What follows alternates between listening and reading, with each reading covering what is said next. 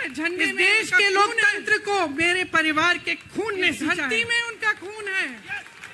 इस देश और के जो लोकतंत्र सोचता को है, मेरे परिवार के जो खून ने सोचता सींचा है कि हमें अपमानित करके हमें डराएंगे, हमें धमकाएंगे, और जो सोचता है कि तमाम एजेंसियों को लगाकर हमें छापे मारकर हमसे कुछ भी कर ले हमको, जो सोचता है कि तमाम हमें एजेंसियों डराएंगे, को लगाकर हम हम पे पे छापे मार, डरने वाले नहीं हैं। हम और मजबूती से लड़ेंगे। हम इस देश के लोकतंत्र के लिए कुछ भी करने के लिए तैयार हैं। इस देश के लोकतंत्र को, इसकी नींव कांग्रेस पार्टी के महान महापुरुषों ने की डाली है। कांग्रेस पार्टी लड़ी इस देश की आजादी के लिए और आज भी इस देश की आजादी के लिए ही लड़ रही है। कभी कभी मैं सोचती हूं, मुझे समझ में नहीं आता कि पब्लिक क्या सोच रही है। क्या देख नहीं रही है क्या हो रहा है? क्या आपको दिख नहीं रहा है कि आपकी सारी संपत्ति लूटी जा रही है, एक आदमी को दी जा रही है, गिने चुने उद्योगपतियों को सब कुछ दिया जा रहा है। किसकी संपत्ति है? ये राहुल गांधी की संपत्ति है, ये आपकी संपत्ति है।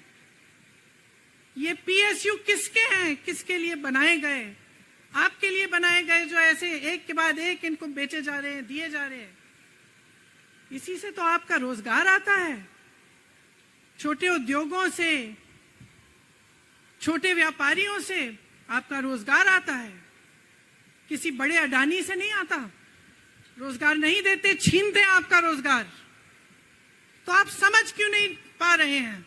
आप गैस के सिलेंडर के लिए 1000 रुपए दे रहे हैं और यहां आपकी सारी संपत्ति किसी को सौंपी जा रही है। राहुल गांधी जी ने क्या कहा? अरे कौन सा इतना बड़ा जुल्म कर लिया कि आपसे 2 सवाल पूछ लिए, जवाब नहीं दे पाए ना, घबरा गए। और जो अहंकारी होते हैं, तानाशाह होते हैं, क्या करते हैं? जब सवालों का जवाब नहीं दे पाते तो पूरी सत्ता को लेकर जनता को दबाने की कोशिश करते हैं। जो सवाल उठाता है उसको दबाने की कोशिश करते हैं। आपने कभी सोचा है, आंखें खोलिए, आपने कभी सोचा है कि ये पूरी सरकार, ये सारे मंत्री, ये सारे सांसद एक आदमी को बचाने की क्यों इतनी कोशिश कर रहे हैं? इस अडानी में है क्या कि इसको आप सारी संपत्ति दे रहे हो देश की? 20 हजारों करोड़ शेल कंपनियों में इनके हैं और आप इन पे इंक्वायरी नहीं कर सकते। ये अडानी है कौन कि आप सब उनका नाम उठते ही बौखला जाते हैं और उनको बचाने में लग जाते हैं? देखिए, आप इस देश के देशवासी हैं, ये देश आपका है, ये लड़ाई आपकी है। आज तमाम नौजवान बेरोजगार क्यों हैं? हम इश्तिहार तो देख रहे हैं, होर्डिंग देख रहे हैं, मदर ऑफ डेमोक्रेसी लिखा है, कहते हैं कि हमारी अर्थव्यवस्था बहुत तेजी से आगे बढ़ रही है, तो इतने नौजवान बेरोजगार क्यों हैं? तो जहां जहां हम जाते हैं बेरोजगार नौजवान क्यों दिखते हैं? इतनी महंगाई क्यों है? इतनी महंगाई क्यों है? क्या आप इतने बड़े काम कर सकते हो लेकिन एक गैस सिलेंडर का दाम कम नहीं कर सकते? आप छोटे व्यापारियों की मदद नहीं कर सकते? आप रोजगार नहीं बनवा सकते? तो फिर आपकी सरकार किस काम की है? लोगों को दबाने के लिए है या अडानी जी को आगे बढ़ाने के लिए है? तो आज ये समय आ गया है कि हमें गंभीरता से सोचना पड़ेगा। ये सरकार पूरी कोशिश करती है कि आपका ध्यान भटकाया जाए। अब आप सोचिए, कन्याकुमारी से कश्मीर तक एक आदमी चला, उसके साथ लाखों लोग चले। क्या पैगाम लेके चला? किस लिए चला? उसके दिल में क्या भावना थी कि लाखों लोग देश भर से उससे जुड़ के चले? समता, एकता की भावना थी। आज आपके सारी मीडिया, आपके सारे मंत्री, आपके सारे सांसद, आपके सारे कार्यकर्ता कह रहे हैं कि राहुल जी ने विदेश जाकर देश का अपमान किया, राहुल जी ने एक वर्ग का अपमान किया। क्या एक आदमी जो कन्याकुमारी से लेकर 5000 किलोमीटर कश्मीर तक चल के ये रोज रोज कहता है कि इस देश को एक होना चाहिए, सबको समान दृष्टि से देखना चाहिए, क्या ये आदमी देश का अपमान कर सकता है? क्या ये आदमी एक वर्ग का अपमान कर सकता है? तो ये आदमी क्या कर रहा है? ये आपकी आवाज उठा रहा है।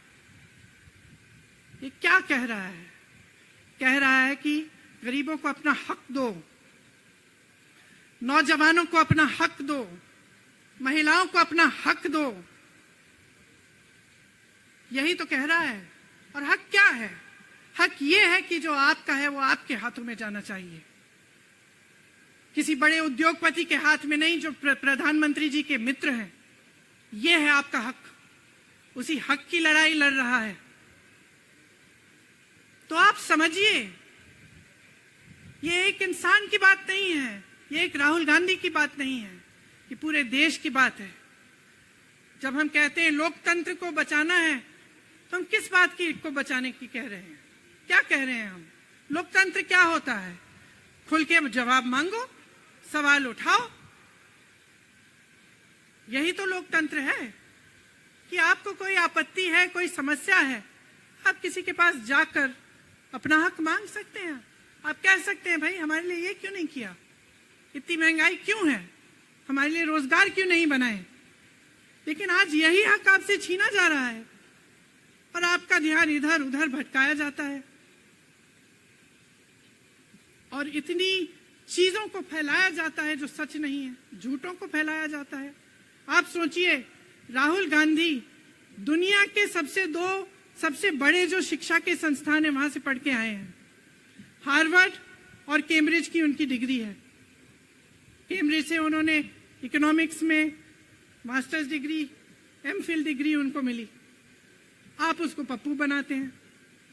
पूरे देश भर में आपकी सहायता के साथ मेरे मीडिया के दोस्तों, डिग्री आपने देखी नहीं, सच्चाई आपने देखा नहीं, उनको पप्पू बना दिया। फिर पता चला कि ये पप्पू तो यात्रा में निकल आया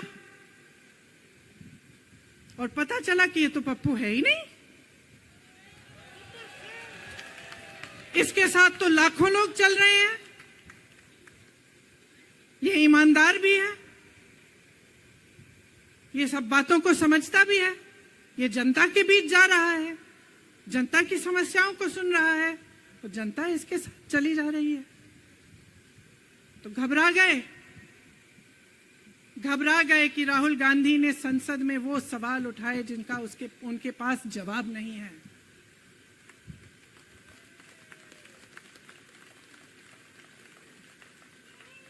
क्या किया सुन लीजिए। एक तरफ से हंसी भी आती है कि एक आदमी को रोकने के लिए इतना सारा करना पड़ा। जिस आदमी ने राहुल जी के खिलाफ सूरत में कंप्लेंट लगाई, आपको मालूम है कि पिछले साल उसने खुद कचहरी में जाके बोला इस पे आप स्टे लगा दीजिए। 1 साल के लिए अपने ही केस पे स्टे लगवाया।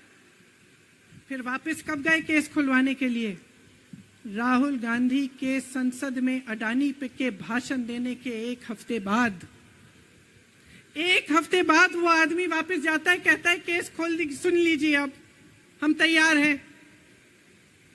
1 महीने के अंदर जज कह देते हैं कि राहुल गांधी को 2 साल की सजा मिलेगी। आपने देखा इस देश में कितने केस हैं कि जेल में 10 साल के लिए पड़े रहते हैं, उनकी सुनवाई नहीं होती।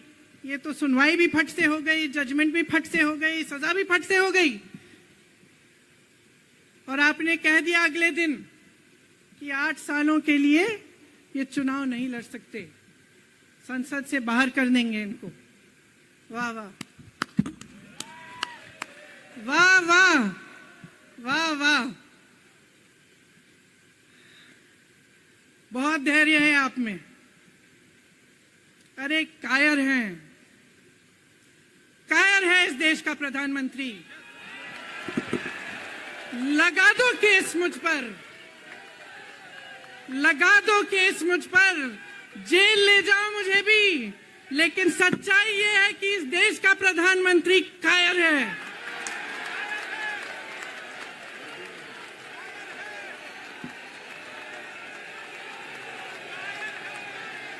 अपनी सत्ता के पीछे छुपा हुआ है,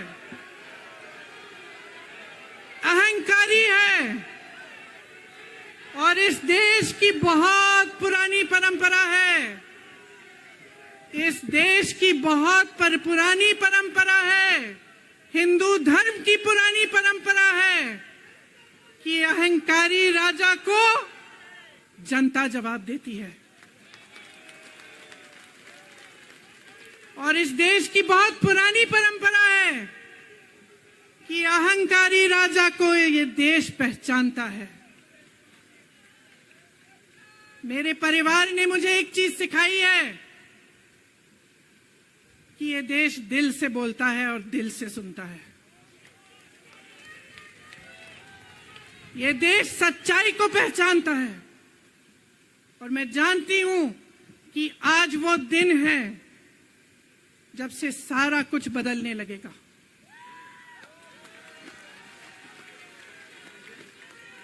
मेरे मीडिया के साथियों, मैं आपसे कहना चाहती हूं, बहुत हो गया है, बहुत हो गया है। मैं जानती हूं आप पर कितना दबाव है, मैं जानती हूं कि आपको लाइन भेजी जाती है कि आज आपको ये कहना है, आज आपको ये लिखना है, लेकिन आपकी एक बहुत बड़ी जिम्मेदारी है। आज लोकतंत्र खतरे में है। अगर सरकार सवाल उठाने वाले को 8 सालों के लिए संसद से निकाल सकती है, अगर कह सकती है कि तुम्हें चुनाव लड़ने की ही इजाजत नहीं है, तो बहुत गड़बड़ है, बहुत गलत हो रहा है, और ये लोकतंत्र के लिए ठीक नहीं है, ये इस देश के लिए ठीक नहीं है। जब आप पत्रकार बने, शुरू में जब आप काम के लिए आए, तो आपके दिल में भी ये होगी बात कि देश के लिए मैं सच्चाई बोलूंगा, मैं सच्चाई बोलूंगी। आज आप बोल नहीं पा रहे हैं, हिम्मत करिए, खड़े हो जाइए आप भी। और जैसे खड़गे जी ने कहा कि तमाम पार्टियों ने आज अपनी आवाज उठाई है, उनका हम सब धन्यवाद देते हैं। और हम सबको एक होना पड़ेगा, इसलिए होना पड़ेगा क्योंकि आज ये देश खतरे में है। आज इस देश की सारी संपत्ति एक आदमी को सौंपी जा रही है, और उस आदमी को बचाने के लिए पूरी सरकार खड़ी हो जाती है। बहुत गलत हो रहा है। अगर आज मेरे भाइयों और बहनों आप इसको पहचान नहीं पाएंगे, तो इस देश को बहुत खतरे में डाल देंगे। इसीलिए यहां खड़े हुए महात्मा गांधी जी की समाधि के कुछ ही गज दूर खड़े हुए मैं आपको याद दिलाती हूं कि कितनों ने इस देश के लिए अपना खून बहाया है, कितनों ने इस देश की धरती, इस देश की आजादी के लिए अपना खून बहाया है।